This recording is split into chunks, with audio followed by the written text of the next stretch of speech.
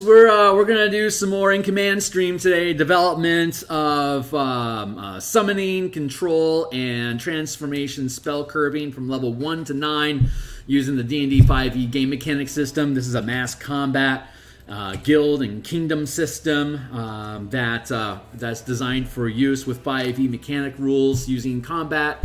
5e combat as well as some sensible design using that same framework to develop downtime tasks and activities. So I am in the process of getting the stream all announced and up and loaded. So all announced and cool, it sounds smooth there. Give me a few seconds for me to get my signal up on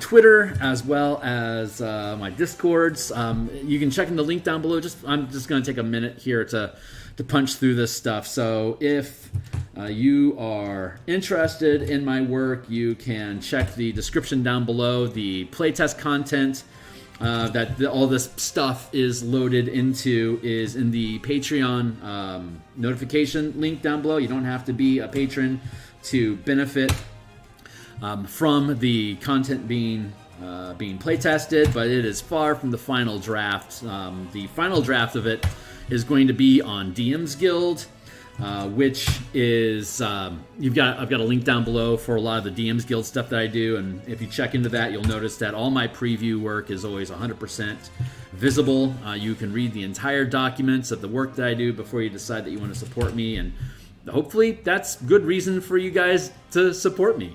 So we do the development here on stream. We then hand off the rough ideas to my writing and editing team, who then take it offline, build it out, and then hand it back to me, which I can then do the book layouts and the illustrations and all the doobly doobly doo that goes into building the book until it's a final PDF. Which I can then publish on DMsGuild for you guys to then read the entire thing, including the illustration, the layout and stuff, as it's intended to be in the final production. And of course, the playtest content won't be relevant anymore on the Patreon channel. So once you get all that stuff flowing through, you'll be able to make full use of the document and then decide if you like the cut of my jib and jump on board with us for anything in the future. And we've got just a ton of cool crap that we're going to be doing in the future. So this is the Patreon link. You can see playtest content here. The YouTube stream here goes to the playlist that we're accumulating here. We're now in session 19. And this is the In Command of Armies, Guilds, and Kingdoms document. The full Monty, which you can see here as well. This is the new content that we've just added. I just want to take a second here to I'm going to actually hit my timer here and see if I can get done geeking out about the new portion that we just added in less than 20 minutes for me to then dive into the actual. So what we're actually trying to do here today is take all the work that we had done last month of dissecting what summoning spells, command domination and charm spells, as well as polymorph spells, do to NPCs and characters in 5e mechanics. We then translated them into the rough outline of how. Let's go up to see how these things translate into like building squads. Like if I'm going to summon 16 dogs and then have them go attack a Baylor, how's that gonna pan out? What's the math that goes into building those squads, and how do they get represented on the battlefield? That's what we had curved out in the earlier sections. So I'm going to scroll down to that content here, which we will be working on. But before I super dive into that, I just wanted to geek out for a minute. Again, you can go to my Patreon link in the description down below, click on the playtest document, which will then deliver you to the specialist guilds and kingdoms, as well as scrolling through those mechanics. It then takes you into tasks. Just to summarize what this stuff is, Adam Hancock is the editor on this project, and if you know Adam Hancock, he is the author and publisher for Balderon's Guide to Kingdom Building, which takes the idea of a community or a kingdom as a kind of like an NPC stat block, in that it has 6 ability scores, which are defined as industries like health, commerce, religion, military, loyalty. These are like attributes like strength, dexterity, constitution, charisma. But it translates it into if I'm developing a town, and I am diving hard into military, like this is like a frontier border fortress that's being developed with the idea of being able to be a launch for, like, say, trade missions across no man's land to the next nation over. This would allow you, Balderon's Guide allows you to represent that community as like an NPC that has these different stats that you develop, and as the community grow, you can, like, if it's military, you can increase its strength and its constitution, and then you can basically make ability checks each season to see how that community is engaging with the environment around it and other communities or kingdoms that are within reach. So this in command is basically curving out of Balderon's Guide into, like, if you have a smaller organization that's like that's a guild, like a mercenaries guild or like a trade syndicate, that's moving out of these communities to interact with other guilds and other kingdoms to, like, spread commerce, to increase trade, to perform raids, to steal resources from other organizations, or to cleave off pieces of a kingdom's border to take in that territory as your own. This is built to work with that document, but it's also completely standalone, that it introduces its own resources mechanics that can then you can spend those resources to perform tasks. If you have, if you're using Balderon's Guide, you can use Balderon's Guide to deepen the experience that you have in building communities and tasks. But, like, these are different types of buildings that are committed to different industries. Like, if you're going to have buildings that are committed to the lore industry, the more buildings you create in your community, the more resources that community can lend to a character, an NPC, or a guild in that community to perform those tasks. Like, if you have Candlekeep as a library in your community has a ton of resources available to encourage people to come to your community to perform research, a la Candlekeep. If it's like Waterdeep, for example, is a massive merchant center along the West Coast, so it would have huge amounts of resources available to assist merchants in networking, establishing new supply chains, and solving problems about, like, finding large enough clientele. Like, if I can build 2,000 swords a month through my kilns and my smithy operation, what organizations or kingdoms out there have that sort of a need? You can then locate people that are on the warpath or people that are building up the defenses. So if you're building this massive crafting guild, you can then start having adventures centered around, hey, I want to establish these supply chains. I want to become a source. I'm going to defeat orcs in this mine so that I can gain access to the copper mine that they had been sitting on. Now that I've cleared out the NPC creatures, I now can claim that mine as a reward. Like, instead of gold, I now gain these resources that I can then market off, create a supply chain, or use myself to craft items, mint coins, use as a negotiation point with different kingdoms. And that allows you to look at, how am I going to run my campaign at a larger scale? Like, 5e right now is really centered on, I have a single character.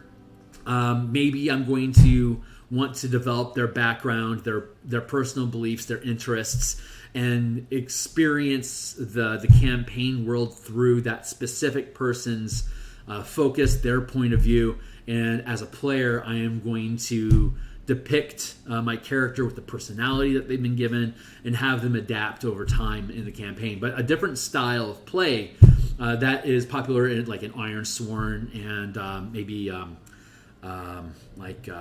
I want to say Dune, for instance, where you're looking at you as a player or a group of players. You're either representing an organization or a guild, either multiple or as a group, as a single entity like patrons that was introduced in Tasha's Cauldron to Everything, that you're developing your guild as a patron from, I've got this shack that I've got an idea, like if it's on the frontier, like it can be a trade post, and over time it can develop into a center of commerce, and you can approach that campaign as once per season, we as a group, we're going to progress the goals of, say, this trading post. We now want to develop it out into, like, say we want to add some farmland to develop so that we have a stable food source for ourselves. Then maybe we develop an inn and a tavern so that traveling merchants have a place to weigh anchor and have a stopover that's safe for the night. So now we got to build a fort and wall in the area so that we can keep it safe from hostiles in the area. And all of this stuff is pretty elegantly quantified using this system. We first have, and again, all this content is completely free for you guys to view in the playtest that we have linked below. And it will eventually have better text, better presentation. It'll be cleaned up, edited, and then passed back to me so that it's going to actually be suitable for DMsGuild publication that's different from this content. But these are the basic ideas that go behind it and the rough narration that goes to it. So you got specialists, which are NPCs, and you got guilds, which are collections of allied NPCs that are working towards succeeding at the same endeavor, like making money or keep our borders safe or whatever it is that your campaign objective is at the time. You can build a guild to do that.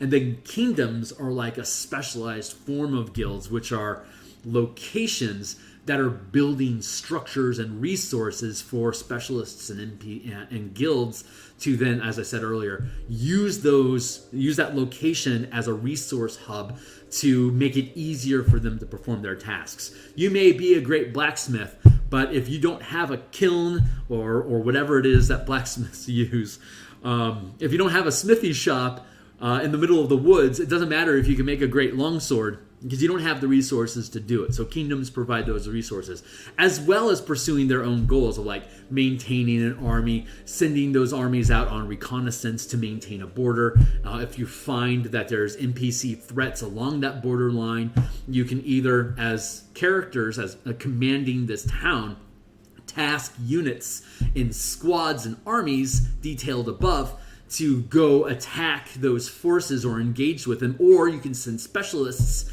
to negotiate agreements with those organizations that may prevent you from needing to have conflict, or at any time your PCs can be triggered to, like, this is a task that is important enough for our characters to handle personally.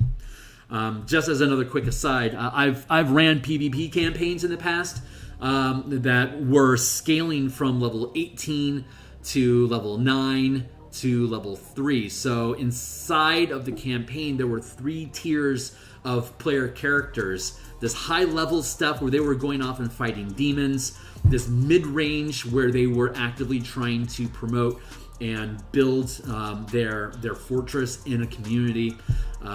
It was outside the Eldeen Reaches, if I recall correctly, to build this organization so that they had like this central hub where their high-level characters could come back to and do downtime activities.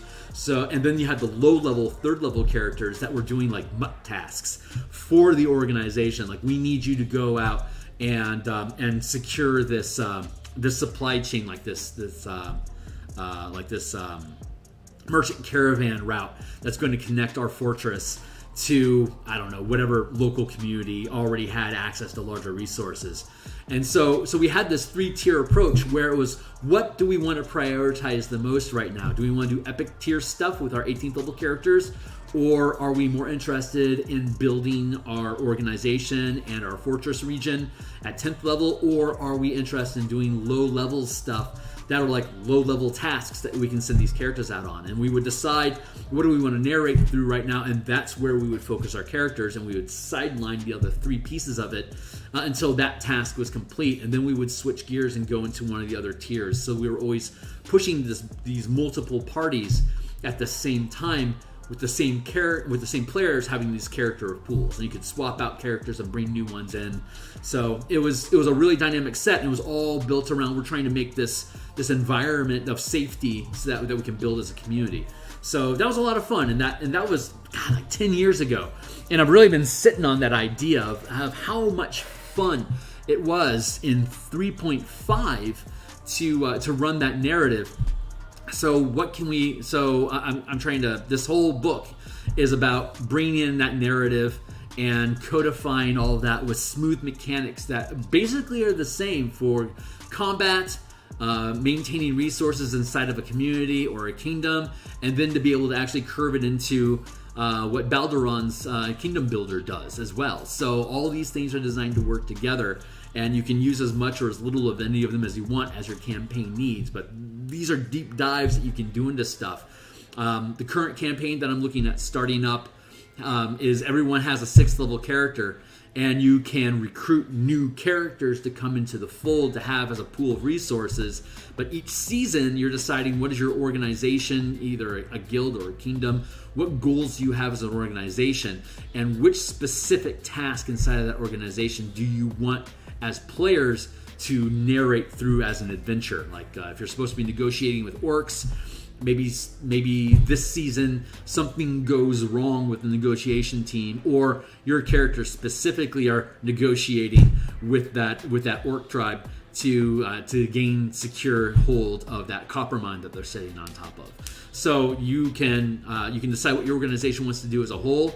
Choose which of those tasks that you're attempting to perform is a priority to your team, or that you think needs special attention from adventure types. The DM then takes that as his cue for this is the task that we want to focus our adventure on, and then builds it out into an adventure that's appropriate for the level of the characters. And then the result of that campaign then feeds back into the community. Then next season, everything progresses, what your characters did on top of what the NPCs had been doing as allies within that organization. The organization grows or gets damaged depending on what happens, and then you can proceed on through there. So you just almost done here. We got the different industries that I mentioned that are in Balduran's guide. Here's how specialist NPCs can progress. You can either use their CR to scale up their ability rolls, or if they spend time investing themselves to become more expert in the industry that they're focusing on, like military experts, going to war college, or spending time at a fortress to learn how to command troops and the intricacies of logistics, or being able to oversee a fob, all these different things. And then that specialist can be hired or can eventually create a guild. And of course, characters ability checks and abilities that you have, like class features and stuff like this, always like first tier. That's your trump card for everything.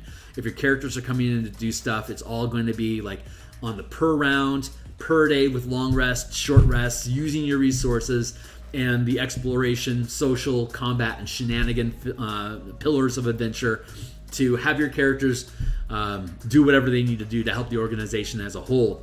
But they either they're leading them or they're hired as specialists themselves.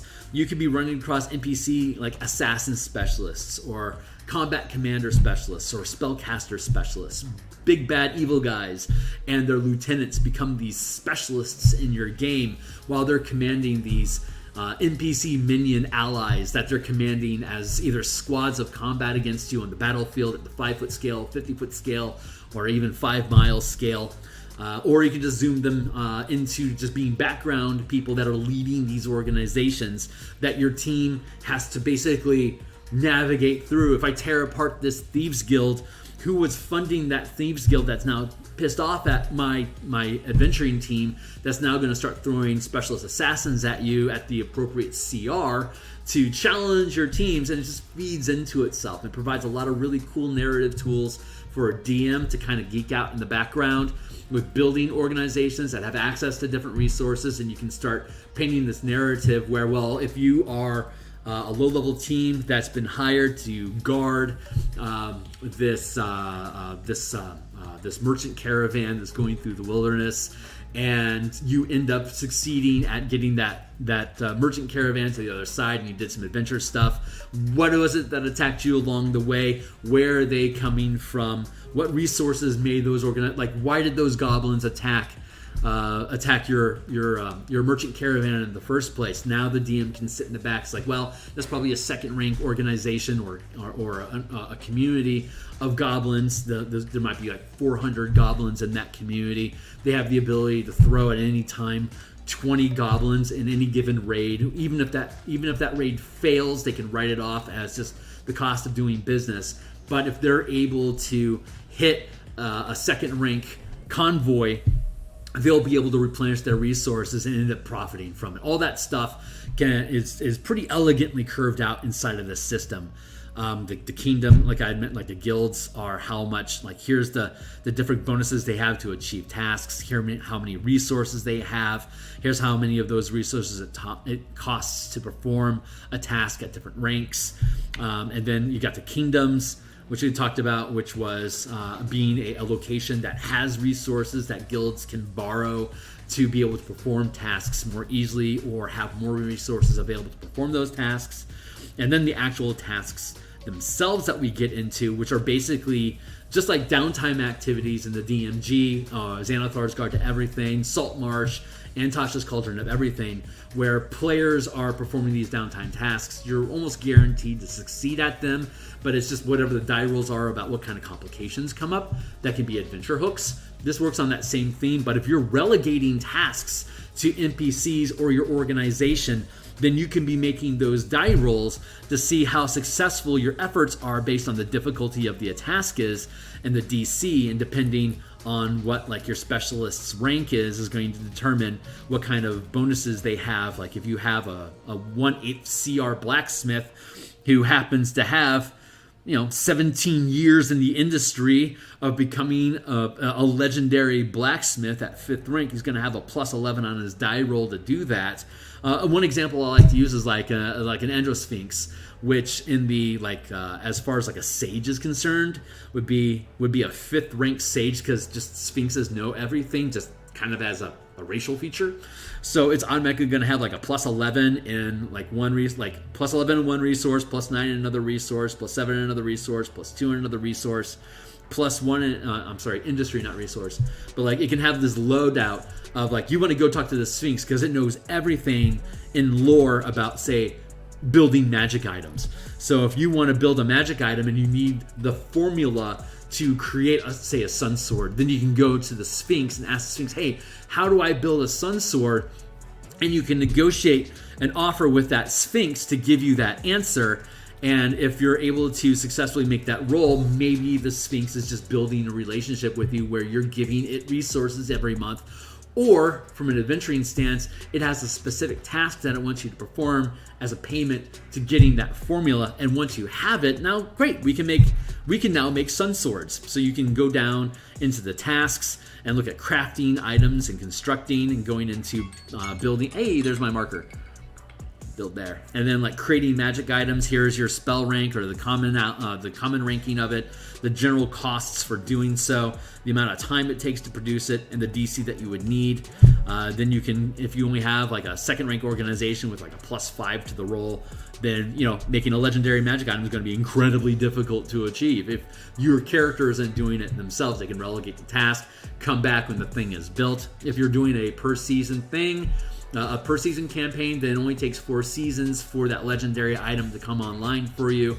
You can now use that legendary item because you invested resources to build it, and you can be crafting your own magic gear. The DM doesn't have to really worry about providing you magic equipment, but they can be providing you with the formula to create those magic items. Indestructible just came out with a really cool class called the Alchemist that basically has a character that can build things on the fly.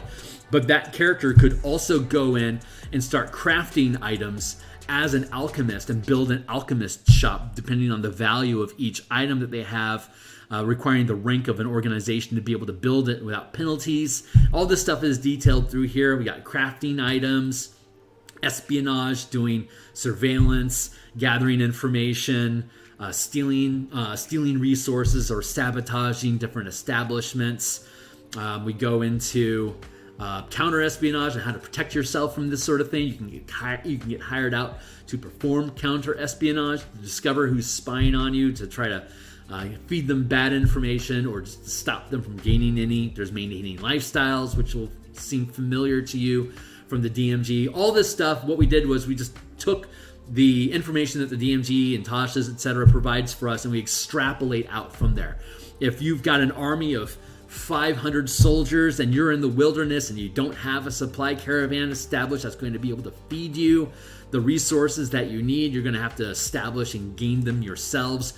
You could either be raiding communities and then taking all their resources, or you can just be living off the land and foraging. This is providing you with basic rules behind how that can work that you can either deep dive into or just take as an offhand. Okay, yeah, here's the DC that we need to roll for the different size creatures that we have. If I have giants or dragons in my army, here's the kind of thing that's going to take for me to be able to pull these resources together. And if I got hundreds of thousands of people, here's the kind of area that I'm going to be able to cover to consistently provide that material to them. Got networking, establishing supply chains that we were talking about. Researching, what else we got down here? Researching spells. That's stuff that you can hire sages to assist you in the effort, the costs, the time it takes, the DC of doing it, depending on the spell level that you're going for. Gold researching the spells, conducting spell research, actually hiring spellcasters. If you're running across organizations at different ranks that can provide you different spell levels, like if you need somebody to help you with a raise dead, it may cost you a few thousand gold to do that, but you're going to have at least a third rank organization like a church with somebody that's 9th level that's going to be able to provide that for you, that raise dead spell. You have to be able to find someone who can do that. So you're going to need to be in a community that can have a third rank caster readily available. Otherwise, it's going, like if you go to a village with 20 people in it, what's the likelihood one of them being a 9th level caster? Pretty low. But you go to Waterdeep, there's going to be a couple dozen of them. It's just, who's your god? Who do you need to have faith with?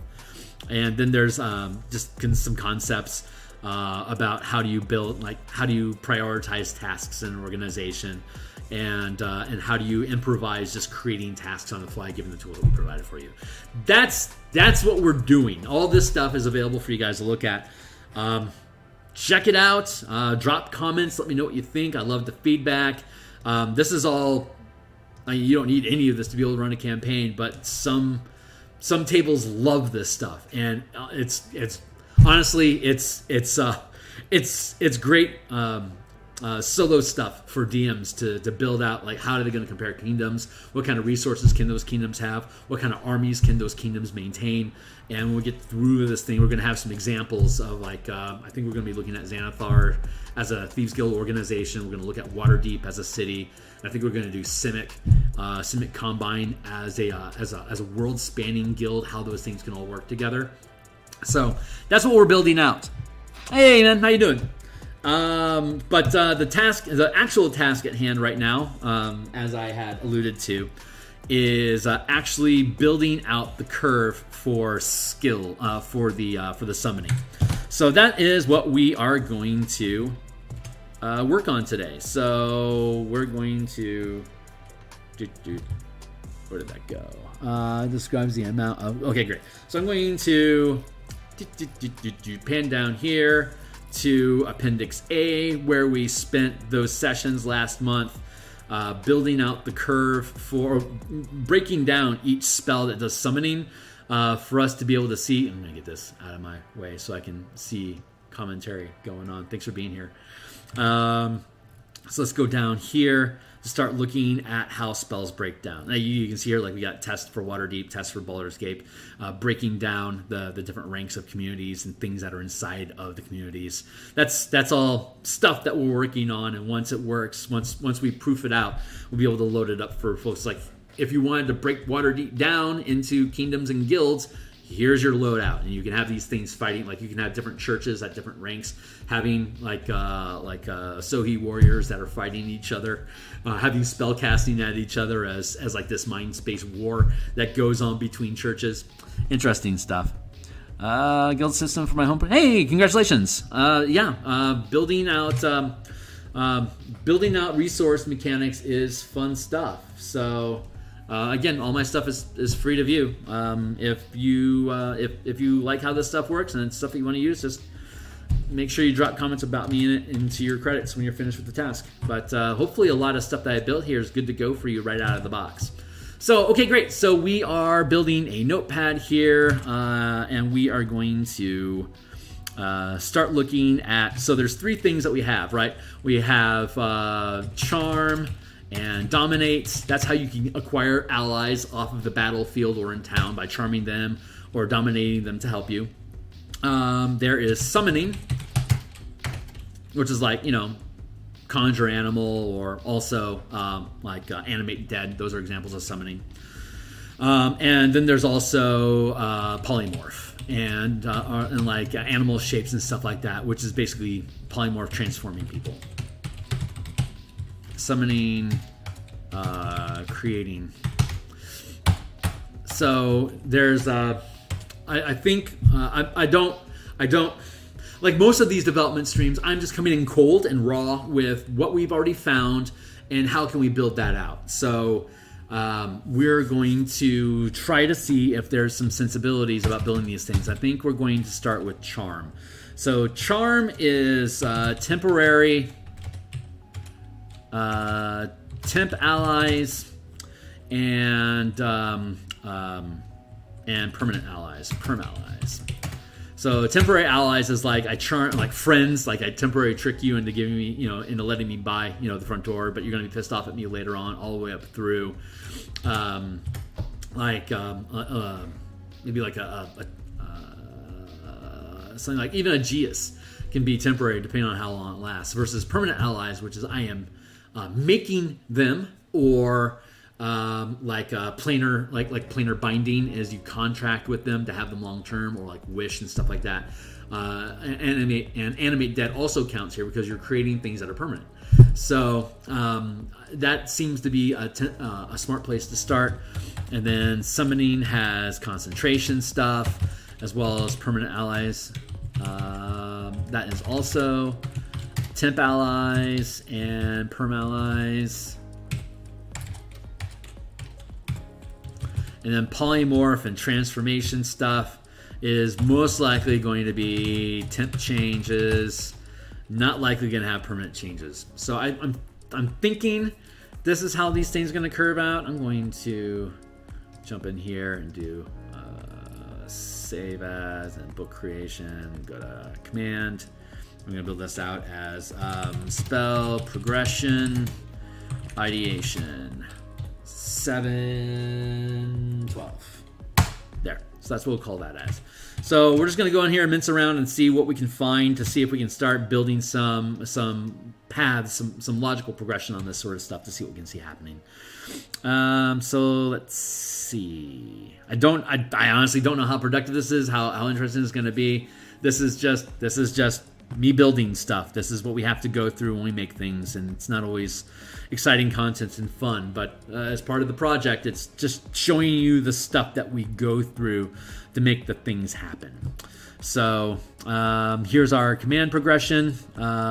First, up to CR is up to level, up to CR1 is a first rank creature, up to CR5 is second rank, CR9 is third rank, CR13 is fourth, and if it's 14th rank, if it's 14 CR or higher, that falls into the fifth rank. And the corresponding levels, 17 to 20 is fifth rank, level 1 to 4 is first rank, and then so it basically goes up with proficiency bonuses. Anytime you get a proficiency bonus, it's going to change your rank. And the maximum size zone on the battlefield that you command is based on your is based on the commander's rank. If you're a first rank character, as long as your creatures can sit inside of that 2x2 like large size space, you're guaranteed to be able to command them properly.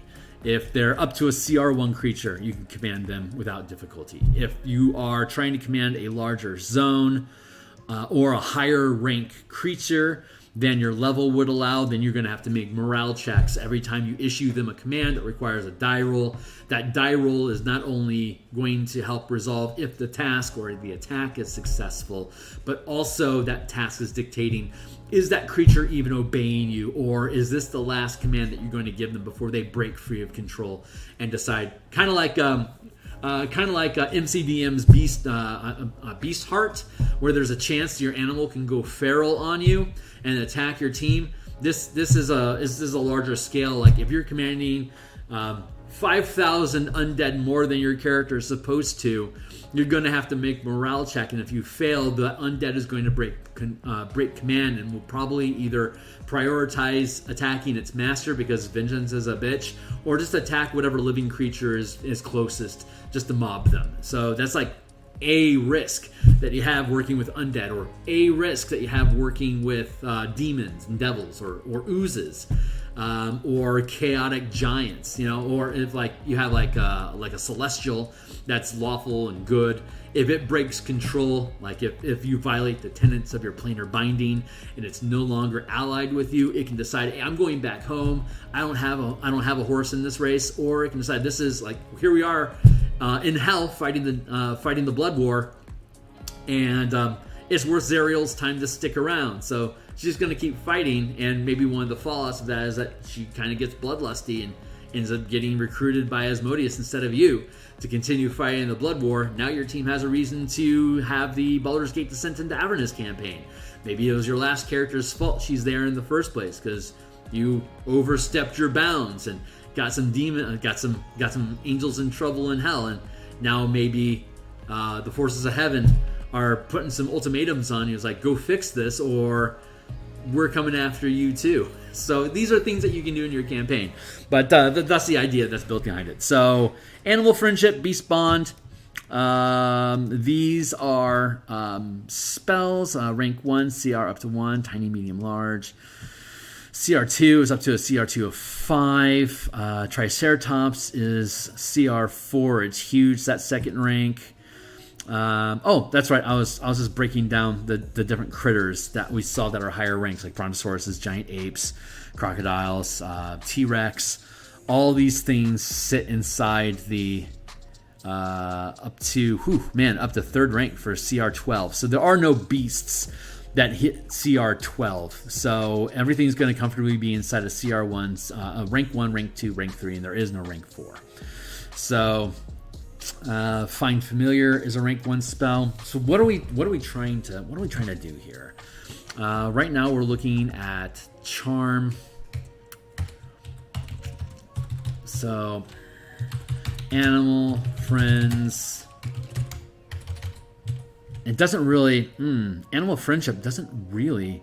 Charm 1 creature per spell level cast. No size limit. Must be a beast. So there is no... Oh boy. Animal Friendship has no cap on it. Animal Friends equals no cap. What else we got in here that's like friendship charm stuff? Charm equals must be humanoid. No cap. Find Familiar is a summon spell, technically. Enlarge is in here because that's a transformation spell that changes the size of your ally. That makes sense. Flock Familiar is a summoning. Summon Beast is a summoning. Animate Dead. That's not really commanding per se. Conjure Animal. Summoning. Summoning. Tiny Servant is creations. That's kind of summoning. Charm Monster. 1 equals, and then 4 equals Charm Monster equals 5th rank caster for 1/4 from Hazard, 4th rank for 1st rank caster. Charmed creatures can join battle as an ally, can charm 1 creature per spell level. At 3rd, conjure minor elemental.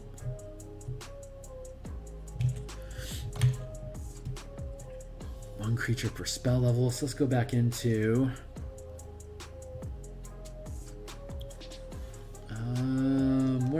what's something we can pick at? Avernus. That's more Avernus. Great. So we can grab this and let's go back up to the top here. We're going to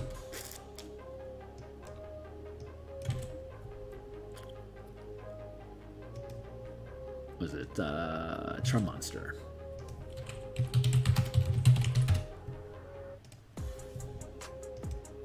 Let's look at this again. 4th level spell. You can attempt to. So 4th level is 7th. 4th level spell. It's typically 7th level. Okay. You attempt to charm a creature you can see within range. It must make a Wisdom saving throw. If it fails a saving throw, it is charmed by you until the spell ends or until you complete the task. And harmful, the charmed creature is friendly to you. Higher lengths, you can cast the spell using a spell slot at 5th level higher. You can target 1 additional creature. The creature must be within 30 feet of each other. You can attempt to charm a creature you can see within range. It must make a Wisdom saving throw, and it does so with advantage if you or a companion are fighting it. If it fails the saving throw until the spell ends, blah. When the spell ends, the creature knows. Okay, great. So, form charm monster equals. What about charm person? I think it works the same way. Person.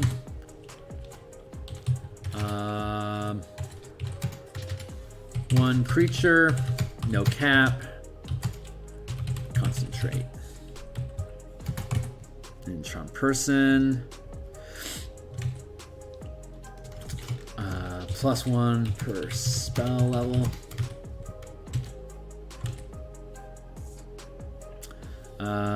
Duration 1 hour. You attempt to charm a humanoid. When you cast a spell at higher levels, you can target 1 additional. No cap, no con. +1 per spell level.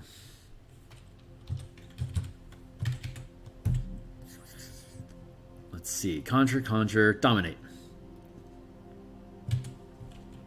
4 equals dominate. Oh no, wait, dominate beast. Dominate beast equals damage taken by the squad doesn't perform. Let's go to dominate beast.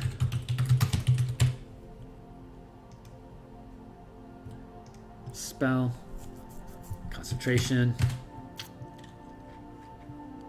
You attempt to beguile a beast. You can see within range. Saving throw. When the beast is charmed, telepathic link to it. You can dominate. Bloody blah. You can use your actions to target it each time. Wop wop. When you cast a spell with a 5th rank level slot, duration. The duration is concentration. When you cast the spell with a 5th level spell slot, the duration is concentration up to 10 minutes. 6th level, duration is concentration. When you use 7th level, duration is concentration. Okay, so higher level spells is just longer duration. But it's any kind of beast, huh? Must be beast. No cap. Concentrate. Per level.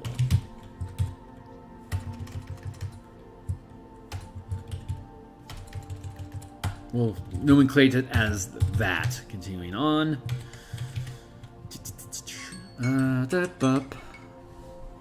Let's see. Giant insect. That's summoning. That's technically transformation. Find greater steed. That's summoning. Dominate. Polymorph. Summon. Animate object is technically summoning. Big Me Hand, also summoning. Conjure Elemental, dominate person. 5th level. 5, 5 equals dominate person equals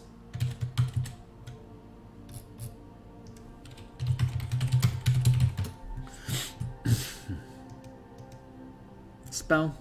Dominate person, concentration, 1 minute. You attempt to beguile a humanoid. You see within range. Blah, blah, blah, blah, blah, blah, blah. Higher levels equals when you cast a spell using 6 duration is concentration, concentration, concentration increases. Okay, great. Must be, what is it? Must be humanoid. You can target is charmed. You can attempt to beguile a humanoid. There you go. Target is must be humanoid. No cap. Concentration. Per level.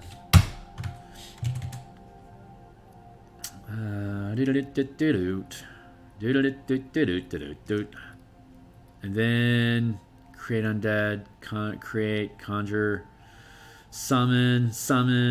Planar binding is a thing. Dominate person. Where is this all at? 5. Dominate person. 5 equals planar ally equals Pygmy's hand, conjure, dominate person. Got it. Planar binding. Planar. Excuse me. Binding. Let's go to planar binding.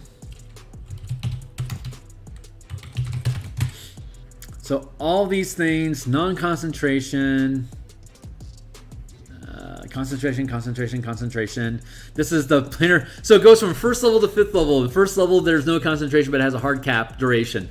Planar binding also, if I recall correctly, does not require concentration, but has, non-con, 1 hour. Planar binding, 5th level. 1 creature. What is the cap on the creature? Typical after the competition. The creature must be within range of the entire defense level. The target must be concentration save target rounds. A bound creature must follow. With this spell, you can attempt to bind a celestial elemental fey fiend to your service. The creature must be within range. Entire casting. Spell. At the completion of the spell, the target must make a fail save. It is bound to serve you. If the creature was summoned or created by another spell, the spell's duration is, or created by another spell, that spell's duration is extended to match the duration of this spell. A bound creature must follow your instructions to the best of its ability. You might command the creature to accompany you on an adventure, blah, blah, blah. Travels, blah, blah, blah. Higher levels when you cast a spell slot, higher levels increases. 1 creature, no cap, non-con, 24 hour, dir per level. I'm going to call that plus dir per level, plus dir per level. God, that's interesting. That's a charm spell. Charm spell. Did Charm Monster have a concentration on it? Did I recall that correctly? Charm Monster. Let's do that again.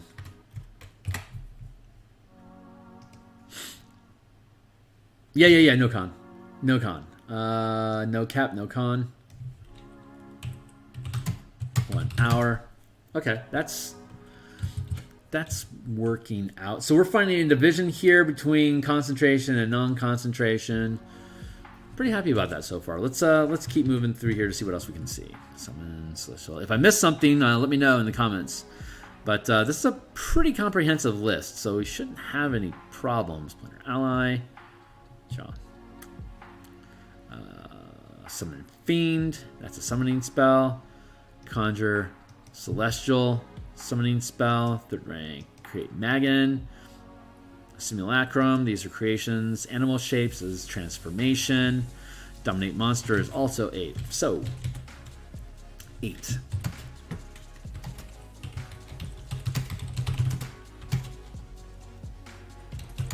Creature.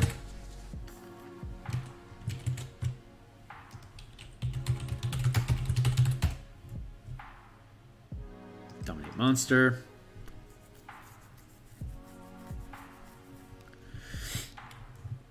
Ooh, does require concentration. That's different. Yeah, Charm Monster did not have that. Planar Binding. Dominate Person did have concentration. Dominate Beast had concentration. Charm Person did not have concentration. Cool. Let's kick our way back forward here. Dominate Monster.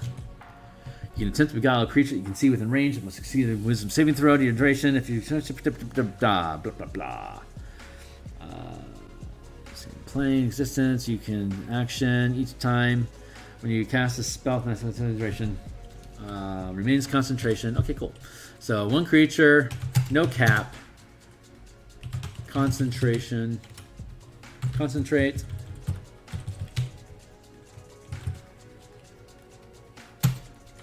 Plus dir per level.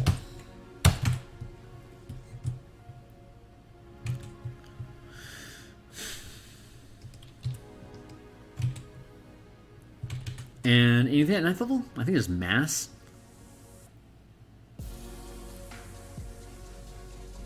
No, there's no Mass. I'm going to double check that real quick. Let's dive into my Master Expanded list here, and let's go to the all spells in the game. Let's go down here to 9th level just to double check real quick that we didn't miss something. Oops.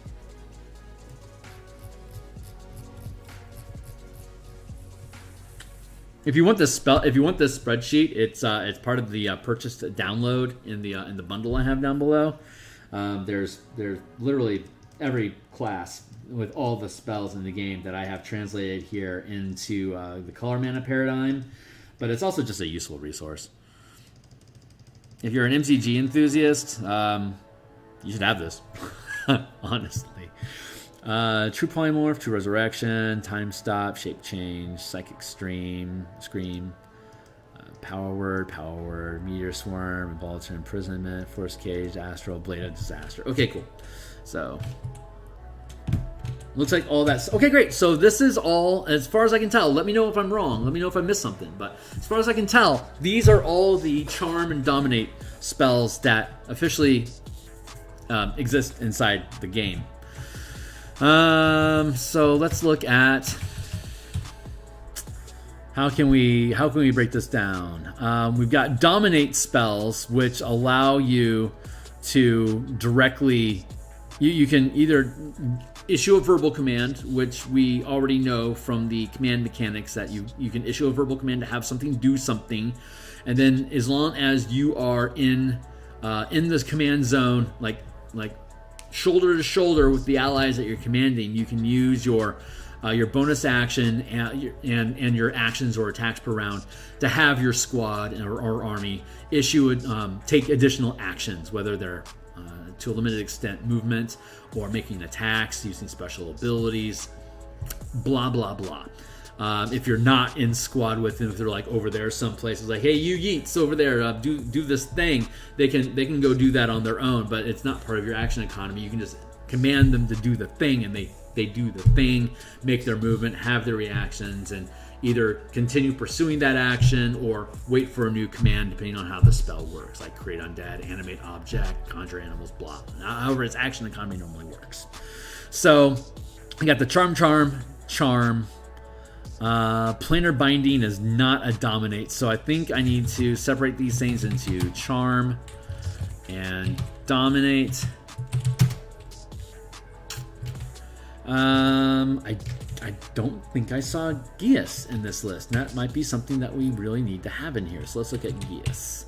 No, Geas doesn't require somebody. Yeah, that's right. Geas doesn't actually command them. It penalizes somebody for not doing what you're told. That's not the same thing as having them take actions in combat with you. Like when you are using a spell to charm or dominate something so that your actions make it or have it perform tasks on your behalf. Like Geas, you can be like, I need you to dig a hole. I need you to dig a 50-foot hole, and if you don't, you'll be racked with pain until you do. They could still not do it. You can't reliably command somebody under Geas to actually do something. You can just penalize them for not doing it. It's not the same thing, which is why it's excluded from this list. But so we have the charm stuff and we have the dominate stuff. So we got charm, which is animal friends, and charm monsters. Those are charm things. And then planar binding is also a charm effect. And those are the charm effects that apparently we have. I'm going to go back here and just make sure I haven't missed something obvious.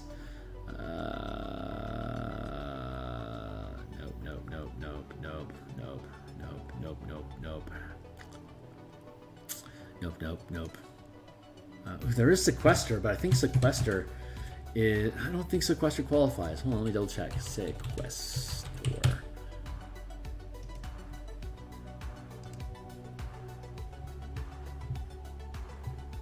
Oh, it's hidden away. Right. Yeah, that's not... That doesn't mean what I think it means.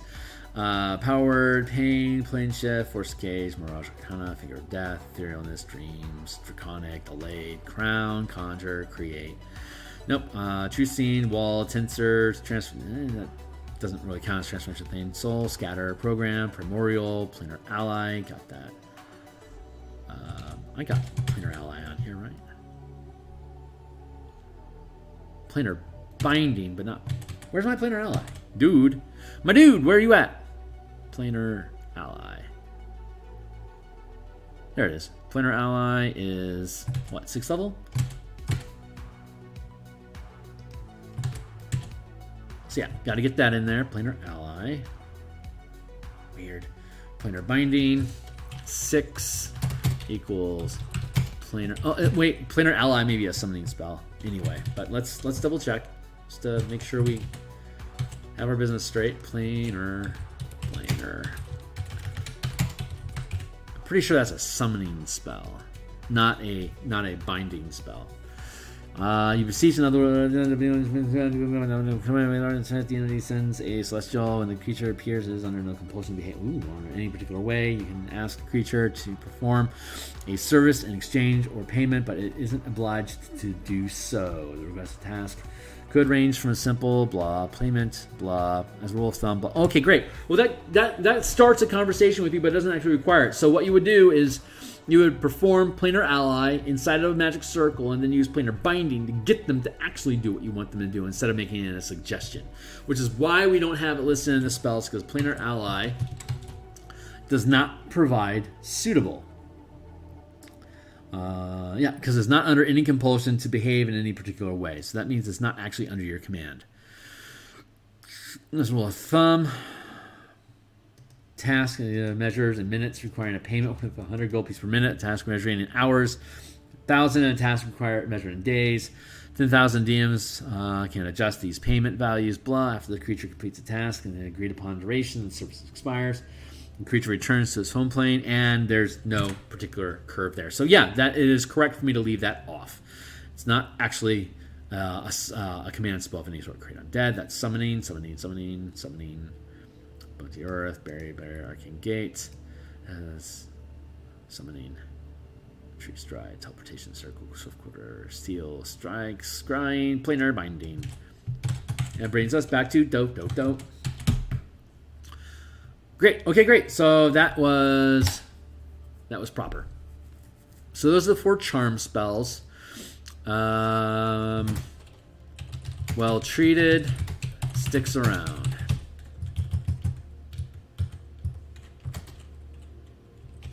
Obeys. Can directly command. Can directly operate. Yeah, that's probably not the best wording for it, but that's what we're going with for now. And that starts with 4, 5, and 8. That's like it. 4, 5, and 8. Maybe this was a good place to start, because I have limited time frame in my day. So these are the 2.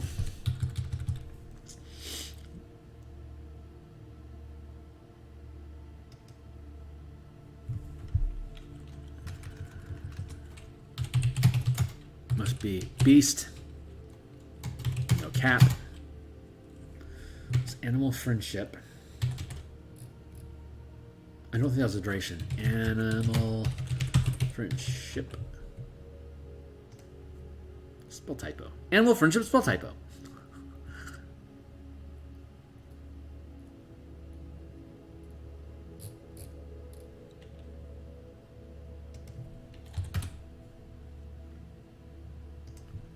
Spell equals 24 hours. No cap, non-con, 24 hour, and higher level spell. +1 per level.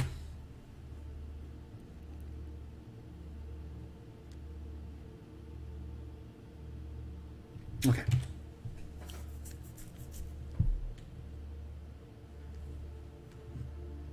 Coffee time.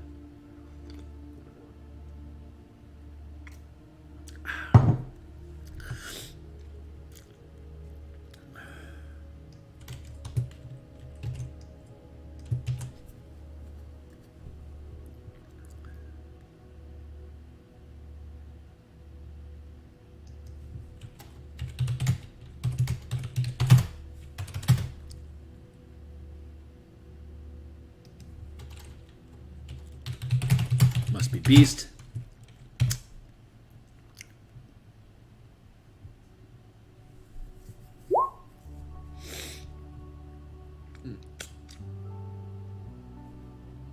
Isn't that fascinating? All these charm compulsion things, these charms don't have any concentration requirements, while all the dominate spells do have concentration effects. None of them have a cap on what CR you can affect. It's just a matter of if they succeed the saving throw or not. That's really interesting.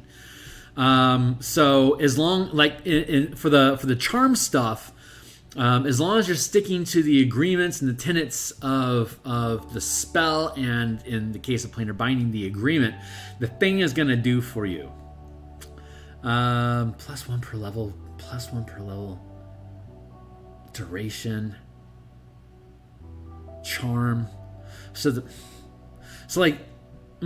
Okay, so I'm trying to mince this data down into as many subsections as I can to try to build out this curvature, so we can see how do these things classify in general.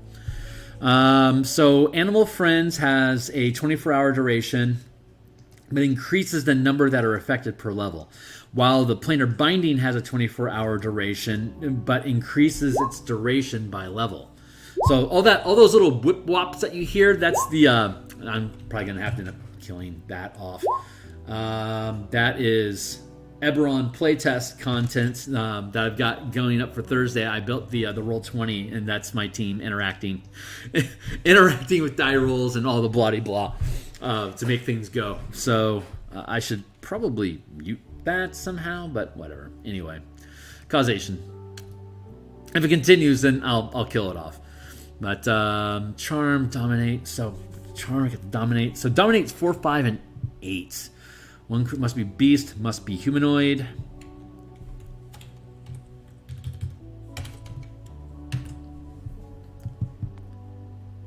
Beast, humanoid, any creature.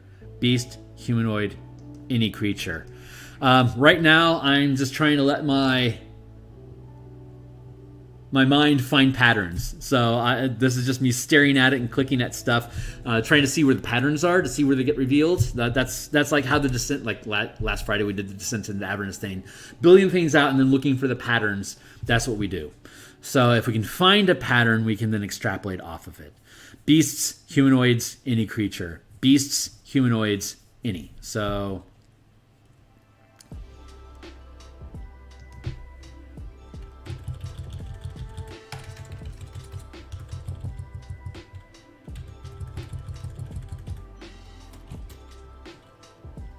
charm says charm. Animal Friends is charm for a beast. Chum chum. Cool. We still got some time. So let's see. Beast no cap. Beast. Humanoid. Creature.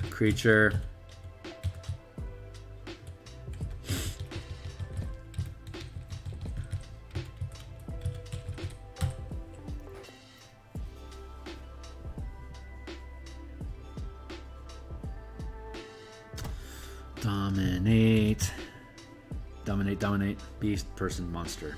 4, 5, 8.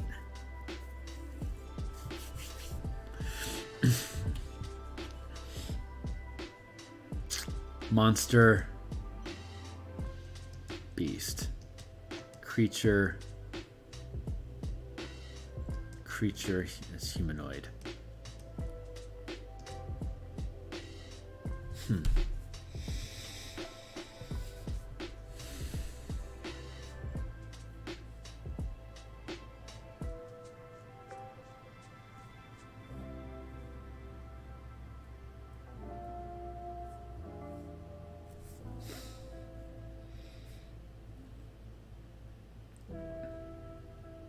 Interesting. I'm still ideating here, so forgive the silence. But right now I'm looking at how the charm humanoid and charm monster are the most similar.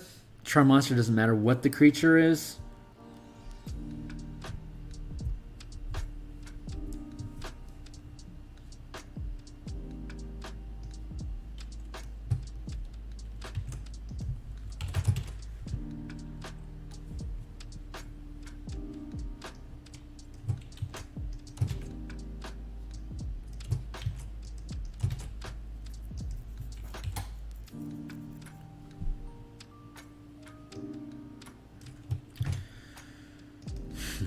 So it seems like dominate is the easiest one to look at the curve. And let's double check to see if all their durations are the same.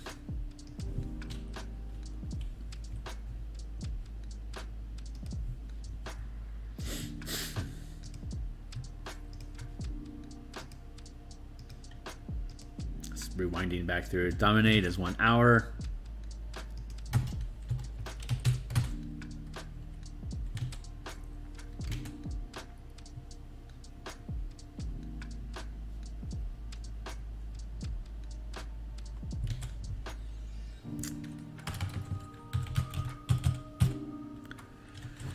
Eight equals 1 hour. 9 equals 8 hour. Cool.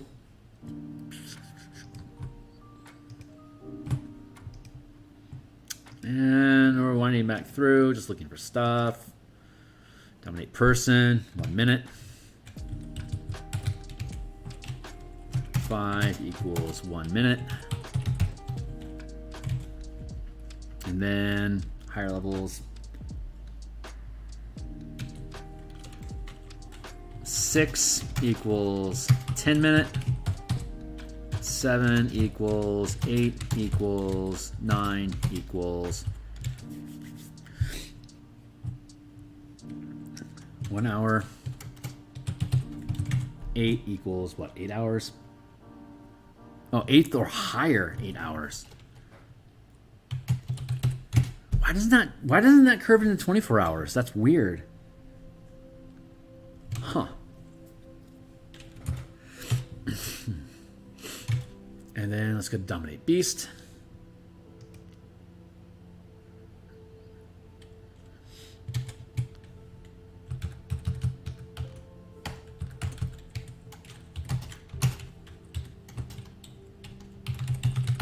Is that how it goes? 1 minute.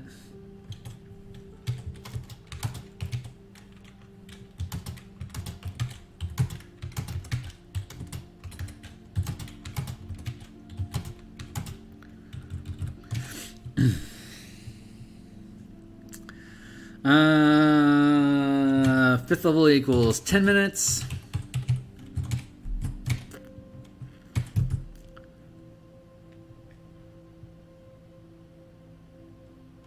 Six equals 1 hour.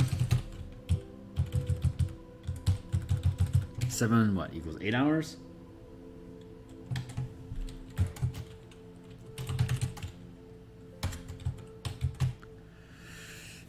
Yeah, okay.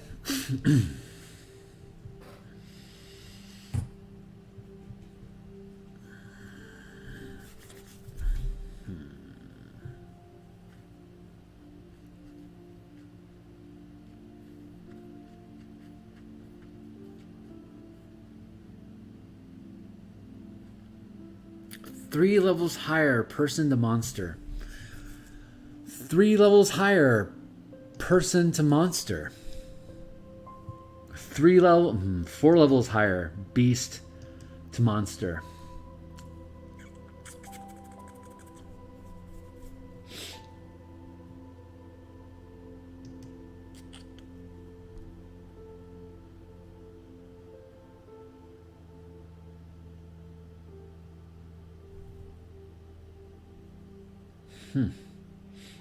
That is interesting.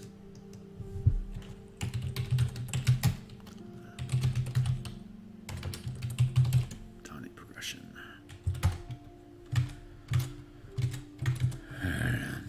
Where am I? I think I got lost in the sauce. Oh, that's what's going on. My shift button's held down. Sometimes my shift button gets stuck. I need a new keyboard sometime soon. Cool. So let's see.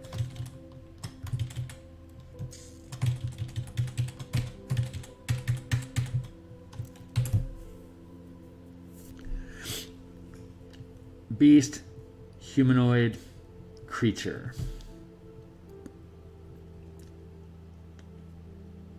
One, then +1, then +8. What about the charm? Monster. 1, and then 2 would be person friend. Would be humanoid friends, and then 5 would be. So 2 equals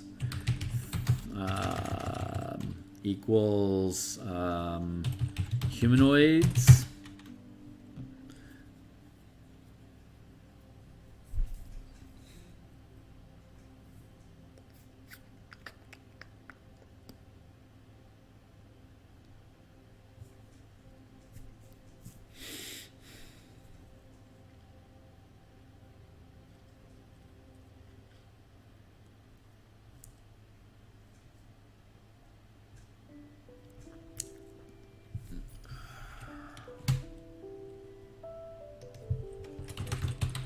Plus creature per level. Creature.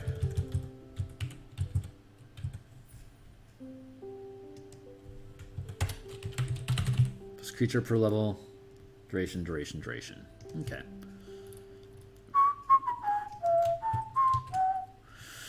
XX.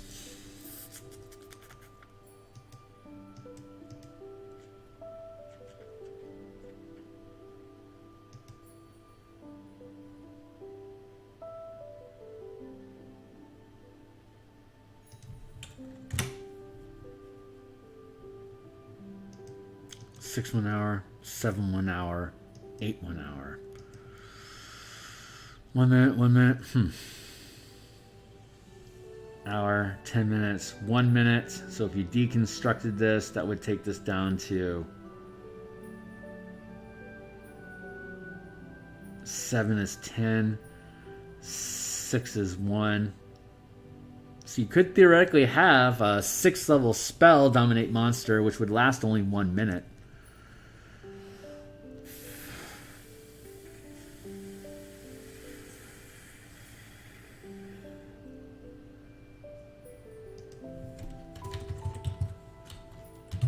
Level.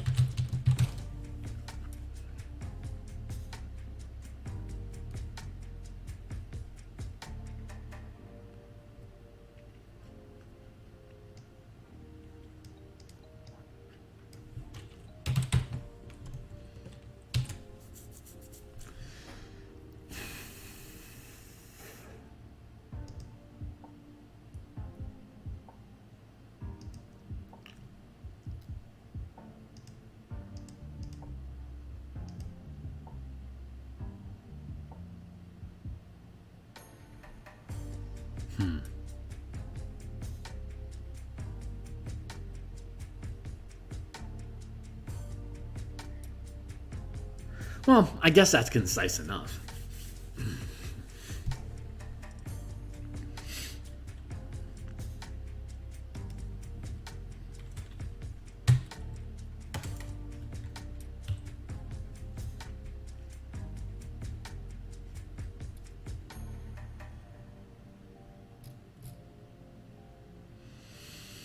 Okay. I just don't, I don't think there's anything further I need to do to dominate that. I mean, that's a pretty straightforward. I don't see myself adding anything new to this. I could theoretically like have this go to 24 hours and then a week, 24 to a week, like one round.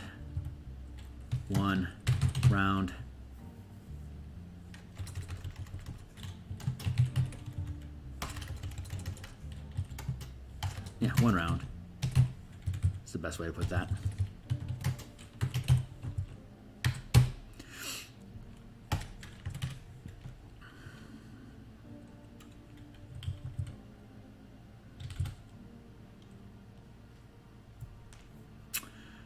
That's almost like this one round duration is almost like a command spell. Let's look at that real quick. Since we're on the subject, let's look at command, because I kind of suggestion and command.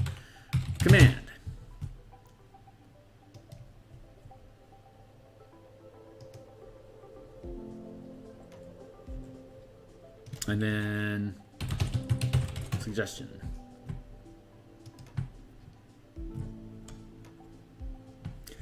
You suggest a course of action.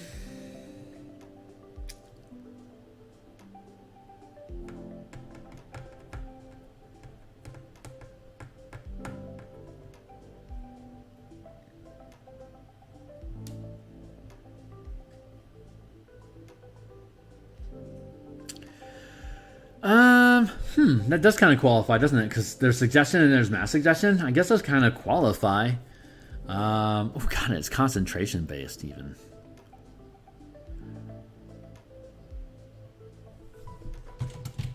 Okay, so let's take let's take that into consideration.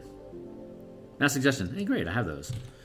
Those, I don't know why those escaped me the first time, but they certainly qualify.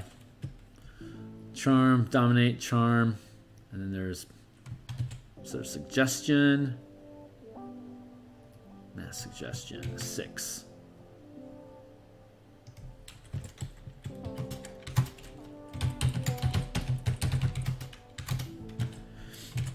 And then there's suggestion, which is second level.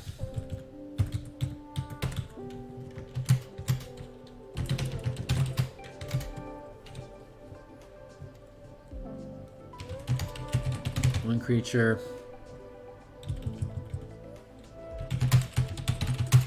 One creature, no cap.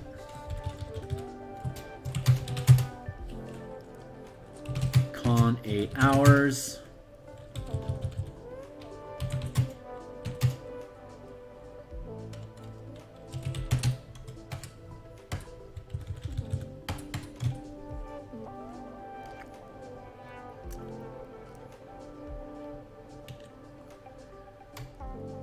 Oh, no upcast.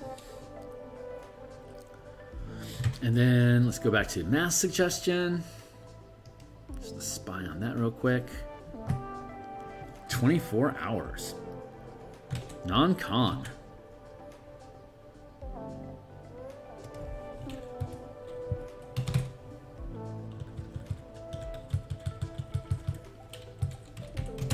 Because you can suggest that someone helps you. Suggestion. Defend us. Protect me. These are things that you could issue as a suggestion. How about you help me out?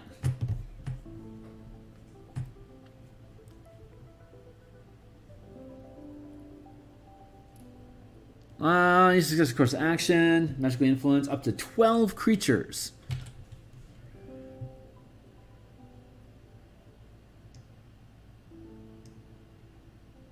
So that is 12 creatures. I don't think there's a cap on them. Yeah, here to understand you. Each target makes a save. Higher level spells.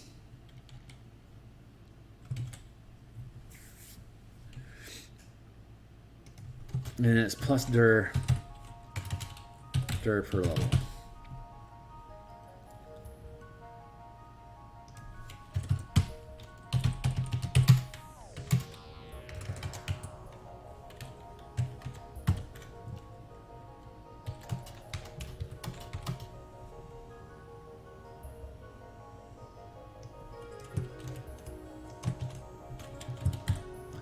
And then suggestion. Let's go look at command. That seems relevant. We already do command? We already have that in here. Let's not double up our work too much. There it is. Hey, buddy. Command. 1 round. What is that? First level?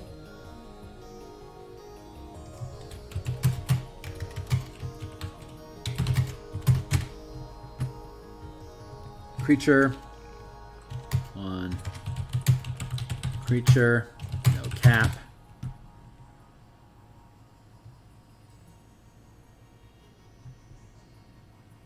Yeah, you can't. You can't.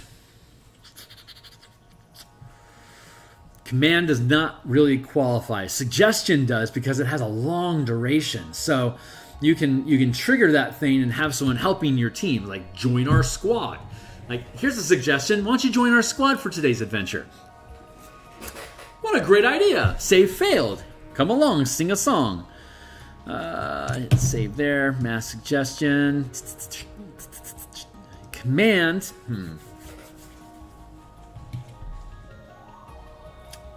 let's go back to suggestion.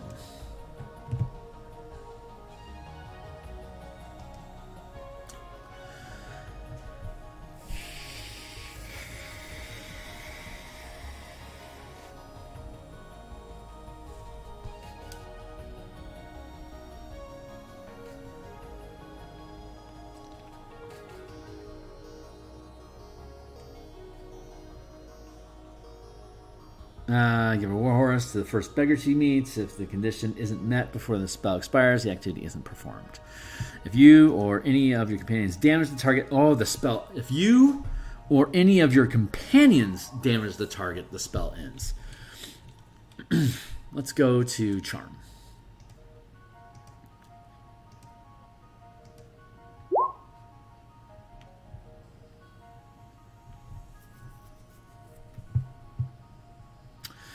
It's in the charm of humanoid. You can see within range. It must make a wisdom saving throw and does so with advantage. If you, all right, we're in our last 20 minutes for the day. I'm pretty pleased with our progress so far, though. This stuff is kind of making sense. If you or your companions are fighting it, if it fails a saving throw, it is charmed. Let's see. It does so with advantage. If you or your companions are fighting it, if it fails the saving throw, it is charmed by you until the spell ends, or until you or your companions do anything harmful to it. The charmed creature regards you as friendly acquaintances. When the spell ends, the creature knows it was charmed by you. And you can target additional creatures. So both charm and suggestions that can bring in allies. I mean, all these things are designed to bring in allies. That's charm, suggest, dominate.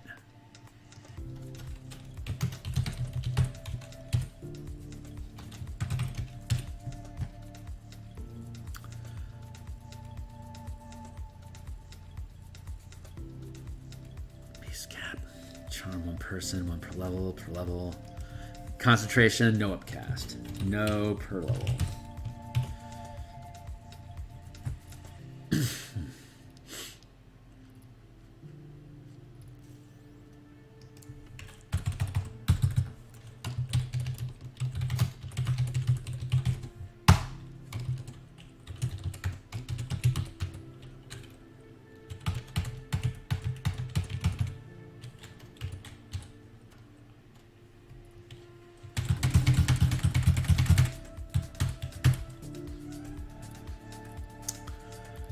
One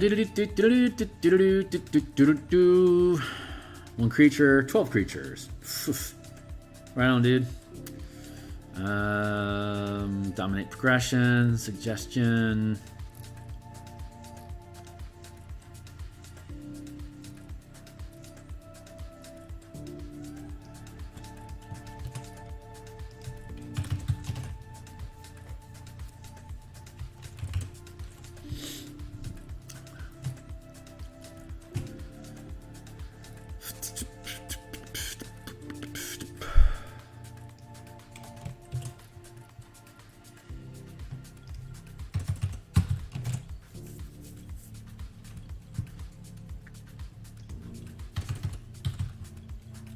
I mean, it's a two's pretty damn flat. So,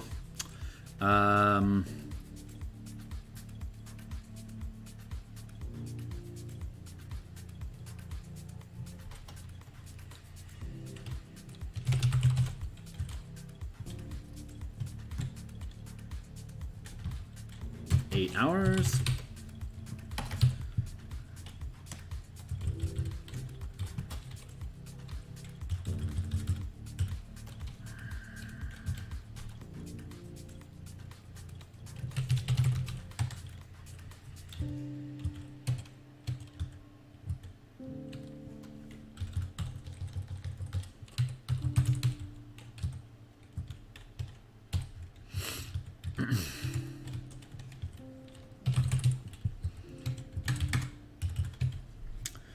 And let's go back up to mass suggestion.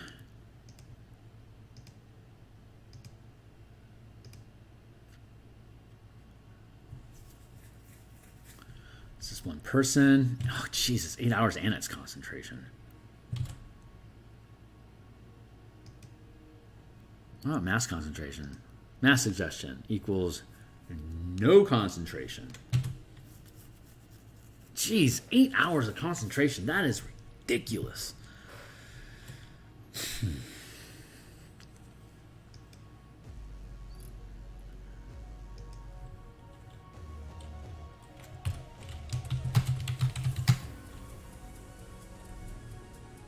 Look at the domination spells again. No cap, concentration, concentration, concentration. Okay, great. So all require concentration.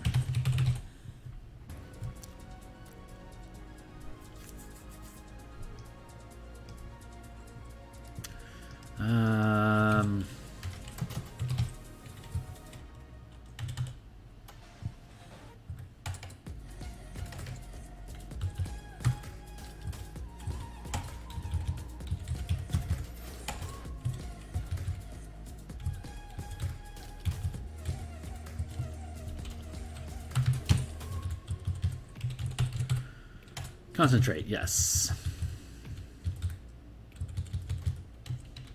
No. And then it scales up. 10 days. It jumps from 8 hours to 10 days? No. Mass suggestions, 24. Jesus, 24 hours. Wow. Okay.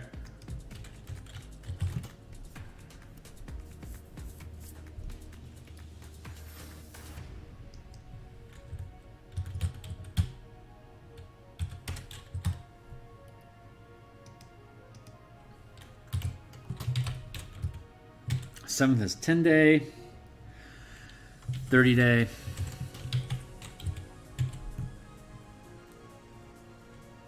Ninth level is 1 year. 1 year. Kind of jumping there, ain't you, buddy? Whatever. I think we should go. I don't know. Using our system, the logical progression would be 1 day, 10 day, 1 season, 1 year. That's how stuff would curve out using our stuff. You know, whatever. Let's see. And then it's no. But it doesn't increase either. Wow, that's crazy.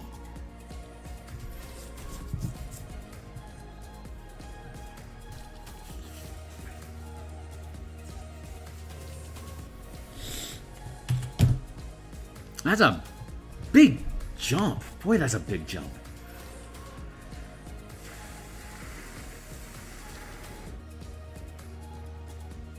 One, two,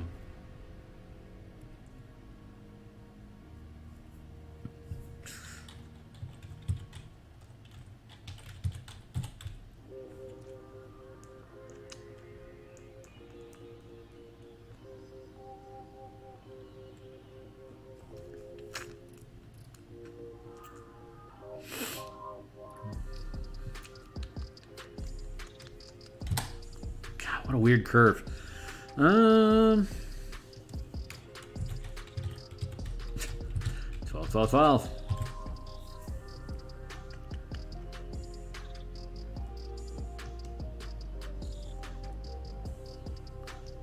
Eight hours to 24 hours.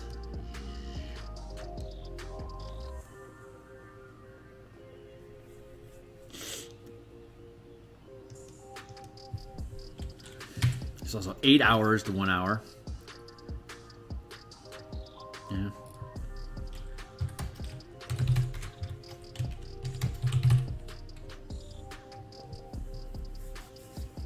No, that doesn't make sense because 8 hours is all the way down there at 8 hour, 8 hour, 8 hour.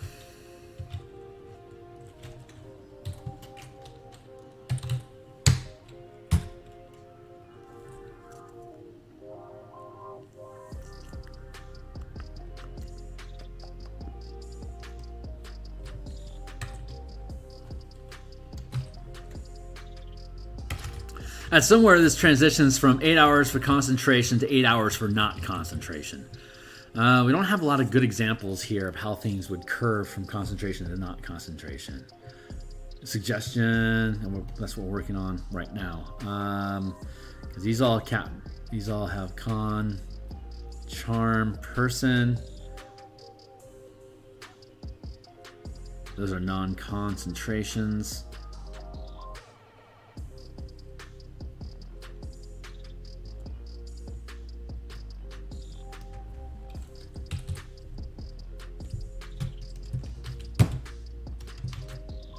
Yeah, that doesn't exist.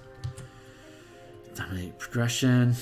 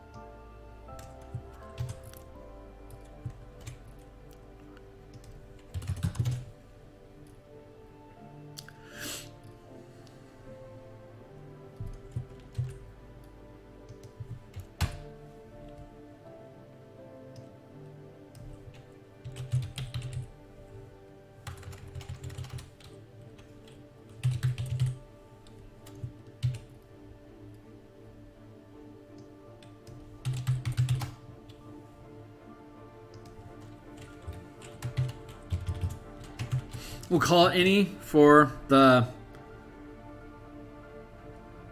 planar, even though we know I dominate. Dominate monster really is any, so that's cool. Suggestion progression.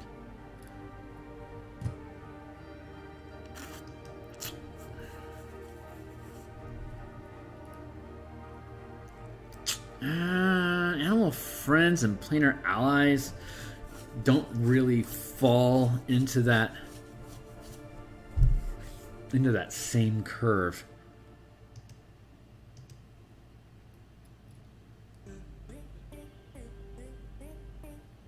So we still have charm.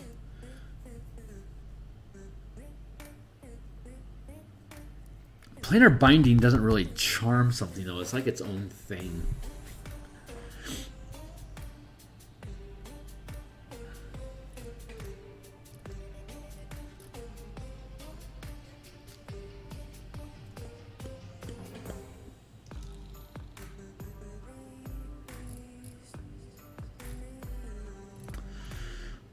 Planar binding is more like suggestion than anything else, because you're making you're basically proposing, you're making a proposal. The suggestions have concentration for the low level, and then the multi-person does not require concentration. Planar binding doesn't require concentration either, and does it have a similar? Does it have a similar? Okay, great. That's a good. Okay, let's check out planar binding real quick.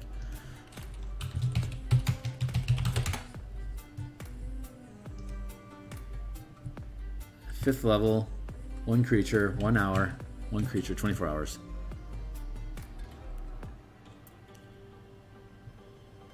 Let's go with planar binding, 5, 24 hours, 6, 7, 8, 9.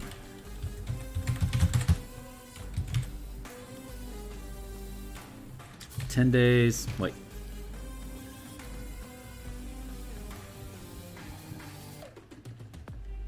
Yeah, 10 days. 7 is 30 days.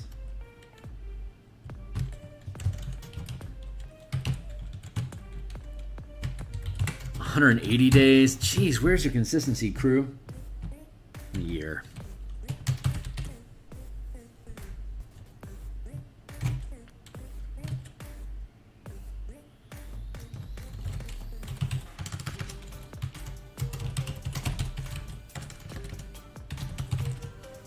That's for a single creature.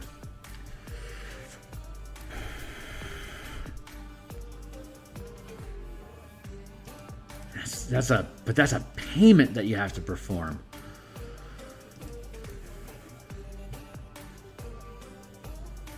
Fifth level is 24 hours, no concentration, single, so 1, 24 hour, no.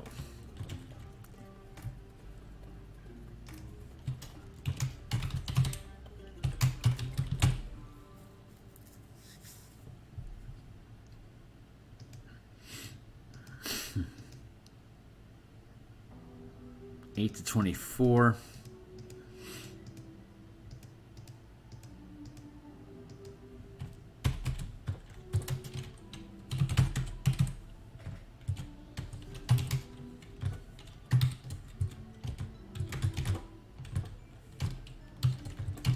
These exist. These don't. This exists.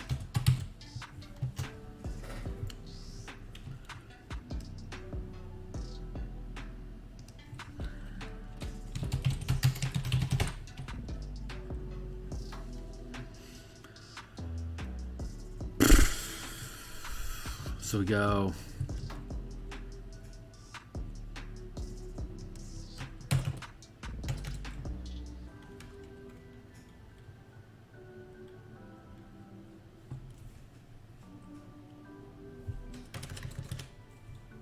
duration, concentrate, planar binding, mass suggestion.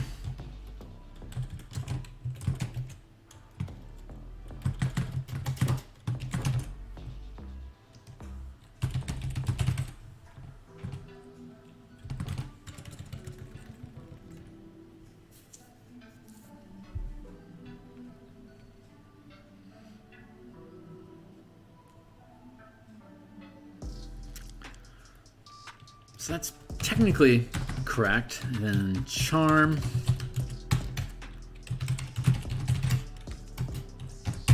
Equals yes. Spell level.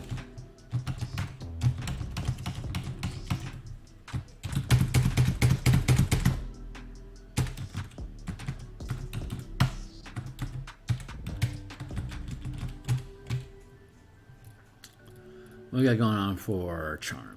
Charm.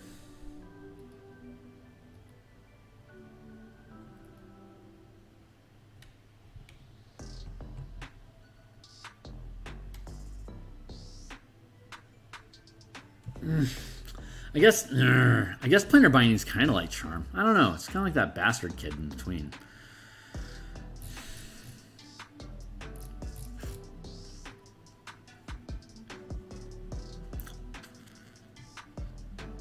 Non-con, con.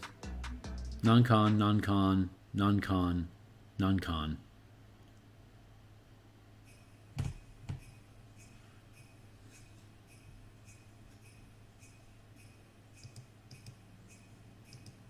Any monster, any monster.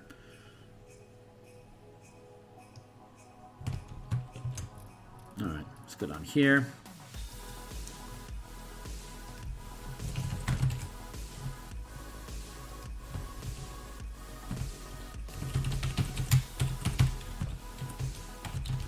Beast, Humoid, any.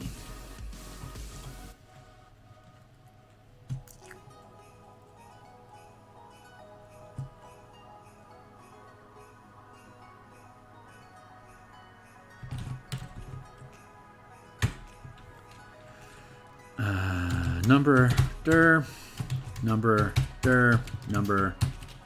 Let's see if there's a factor that goes into this. Equals.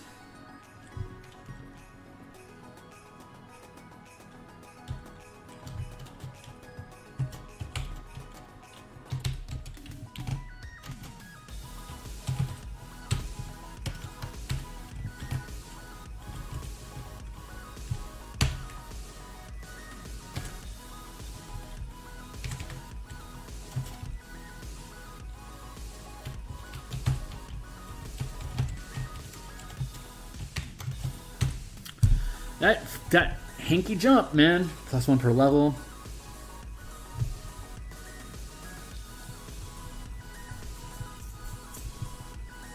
Yeah, so planar binding is the weird one in that instance.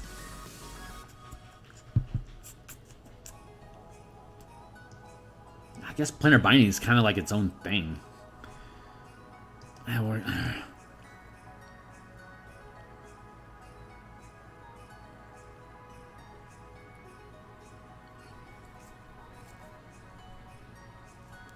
It's not planar allies, planar binding. Bump, bump. All right, let's pluck planar binding out of that equation. Cool. All right. Dismiss. All right, that's going to be pretty much it for the stream for the day. But that is our suggestion progression, our dominate person progression.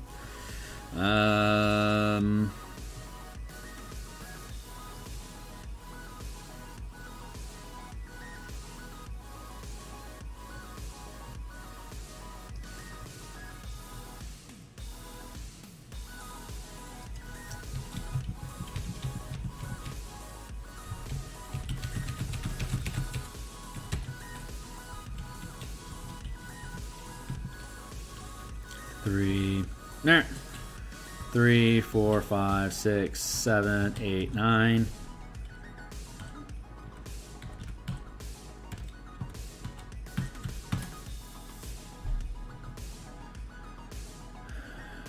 Creature type.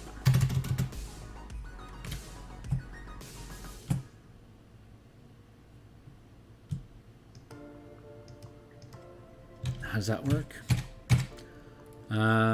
Charm monster.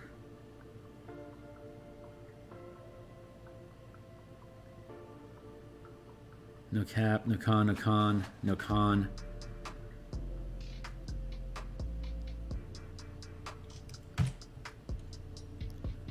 One hour, +1 per level.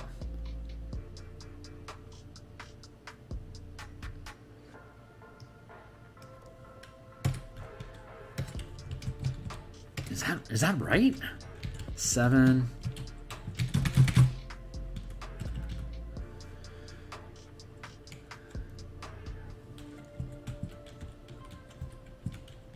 Really?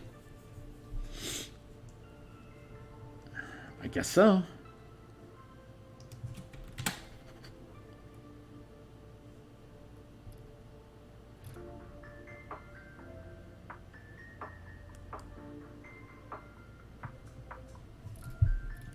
And it dominates. 1 minute. 1 minute, 1 minute.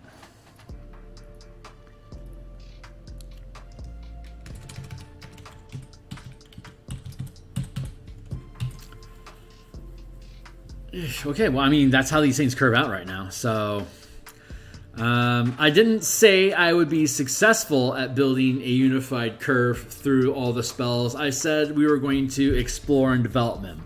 So, but these are all these are spells that grant you allies. So planar binding is one of them. Charm, dominate.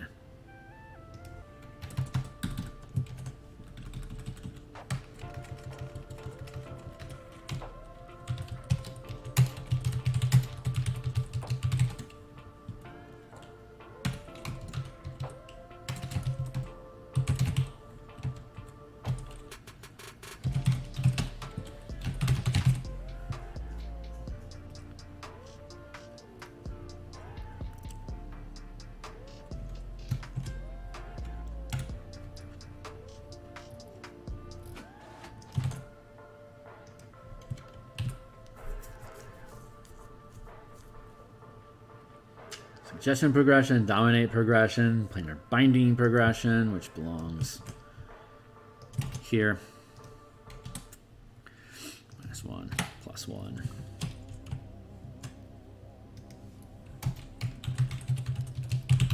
Charm progression, dominate progression, the planar binding progression, and then suggestion progression. The suggestion progression. 3, 1 to 3.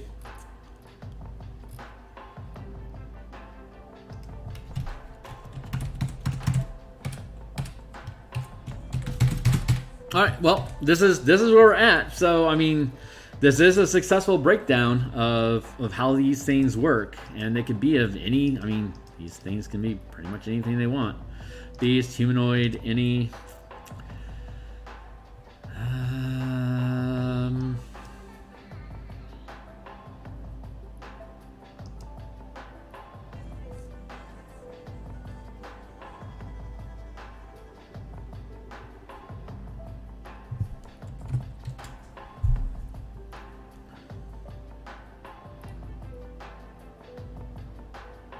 All of these things are, as long as I don't hurt you, as long as my team doesn't hurt, as long as your allies, your new allies don't hurt you, these things are sustained. So, it's interesting. But I mean, basically all of these spells can be boiled down to if you treat them as allies, they will continue to operate as allies, and you don't even need to make a morale check unless they're higher ranked than you. So, I mean, that still stands. If you've got too many of them and they're higher ranked than they outrank your characters, your command, then you would have to make morale checks as normal. But otherwise, all these things work as normal. This can all just be boiled down to charm spells, suggestion spells, dominate spells, and planar ally. All will work, will provide you with a consistent ally as long as you do not cause harm to the target. So that is a super easy way to boil this down. All these spells, it's just, they're yours as long as they're within your command, as long as they are within rank and you don't try to harm them. They will act as your companion and ally in your squad or perform tasks as you as specialists for as long as the duration allows. That is the quick, skinny boil down of all this mess for today. That's actually super concise and only takes like a paragraph to explain. So I'm calling this day a success. When we come back next time, we are going to break down all of the summoning spells, which there's a lot more of. So we'll do this probably next week at some point. This Friday that's coming up, we're going to go back into this in command document. We're going to continue with the Infernal War Machine progression, where we're breaking down the weapons and different tools that you can put on vehicles using both this and looking at Saltmarsh vehicle stuff as well to try to build out some sensible curvature from 5 foot, 50 foot, 500 foot, blah. So that's where we're at. That's where we are. Like, subscribe, check out my stuff on DMsGuild. Definitely check out this this content in the Patreon, so you can see where all this stuff is at. And I'm looking forward to seeing you guys again. Thanks so much for being here, and we'll catch you later. Bye.